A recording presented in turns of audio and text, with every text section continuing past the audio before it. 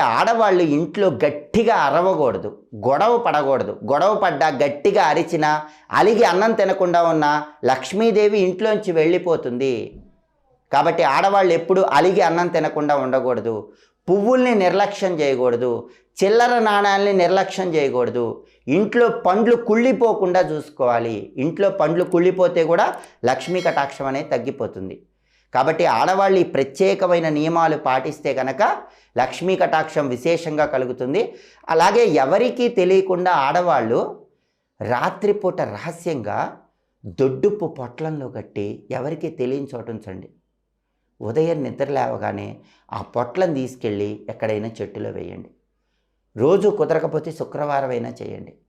ఇలా చేస్తే లక్ష్మీదేవి మీ ఇంట్లో తిష్ట వేసుకొని కూర్చుంటుంది. ఆడవాళ్ళు ఈ ప్రత్యేకమైన సూచనలు పాటించండి. లక్ష్మీ కటాక్షానికి సులభంగా పాతులకండి. సర్వే జనా